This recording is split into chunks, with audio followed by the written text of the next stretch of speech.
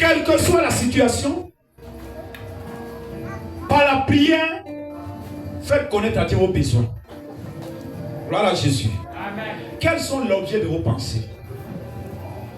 Au lieu que tu arrives à pleurer, quand tu passes tout ton temps à pleurer, la Bible te dit que la solution est là. Depuis hier, nous avons appris que nous sommes faits à l'image de Dieu.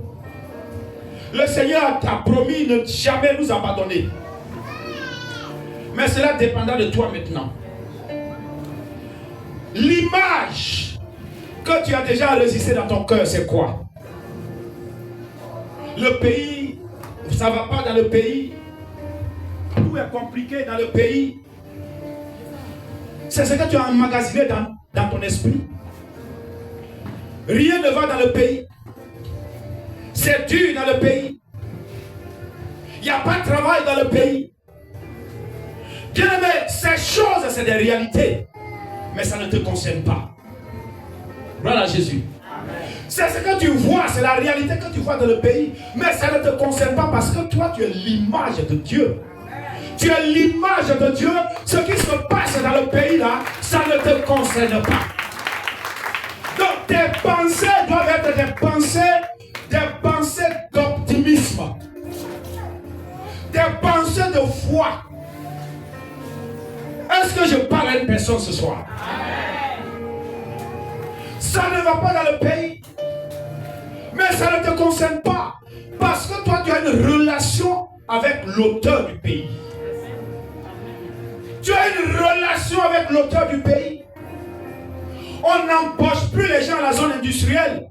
Mais toi, tu as une relation avec le créateur de la zone industrielle. Ces choses ne doivent pas t'inquiéter. Tes pensées ne doivent pas être des pensées animées par on ne donne plus de travail dans le pays. Parce que tu es le fils, tu es la fille de celui qui donne le travail. Tes pensées doivent être des pensées positives, des pensées de foi. Ton Père n'est pas n'importe qui. Ton Père est le créateur du ciel et de la terre. Voilà Jésus. Amen. Quels sont l'objet de vos pensées? Dieu ne t'exaucera pas s'il voit que ton cœur est négatif. Dieu ne t'exaucera pas s'il voit que ton cœur est rempli de doute, rempli d'incrédulité, rempli de pessimisme. Non. Il te regardera, il verra la foi dans ta vie. C'est pourquoi hier nous avons dit que Dieu n'exauce pas la prière. Dieu exauce la foi. C'est ce que nous avons dit ici hier. Gloire à Jésus. Amen. Tu peux même voir les blocages. Les blocages ne finiront jamais. Tu peux même voir les blocages. Mais la vérité, c'est que Jésus a pris tes blocages à la croix. Tu peux voir la pauvreté. Mais la vérité, c'est que Jésus a pris ta pauvreté à la croix. Tu peux voir toutes sortes de choses que les hommes voient. Mais la vérité, c'est que Jésus a payé le prix à la croix. Ce sont ces pensées que tu dois animer. C'est de ces pensées que tu dois être animé. Autrement dit, le sacrifice de Jésus à la croix n'aura plus de sens. Si nous ne croyons pas, c'est pourquoi tout à l'heure dans l'introduction nous avons dit quoi? Nous avons dit que les pensées que nous avions quand nous n'étions pas encore des chrétiens,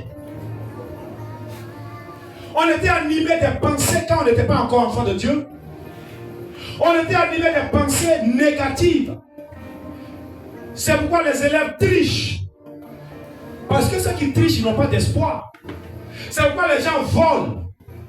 Parce qu'ils se disent qu'ils n'ont pas d'espoir. Il faut qu'ils volent pour manger. Il faut qu'ils trichent pour aller en classe supérieure. Ça, c'est la vie de ceux qui ne connaissent pas Jésus. Mais toi, tu connais Jésus. Tes pensées sont des pensées de foi. Parce que celui qui est en toi est plus grand que celui qui est dans le monde. Amen. Alléluia. Amen. Donc ce soir, quels sont les objets de tes pensées? J'ai dit à une personne ce soir de purifier ses pensées au nom de Jésus. Amen. Il faut que tes pensées soient purifiées. Il faut laver tes pensées. Il faut nettoyer tes pensées. Parce que tu auras des blocages dans ta vie à cause de tes propres pensées. Jésus n'a pas mis ses pensées dans son esprit. Les apôtres n'ont pas mis ces genres de pensées dans leur esprit. Ils ont vécu la foi. Ils ont eu des difficultés, mais ils savaient en qui ils avaient cru. Donc ce soir, ce que je vais dire à une personne, c'est que tu dois croire. Ton esprit doit être animé de cette foi. Il faut que tu saches jour après jour, quelle que soit la situation qui arrive, tu dois dire cela ne me concerne pas. Cela ne me concerne pas. Parce que ma foi est en Jésus. Ta foi doit être animée. Ton esprit doit être rempli de cette foi. Gloire à Jésus.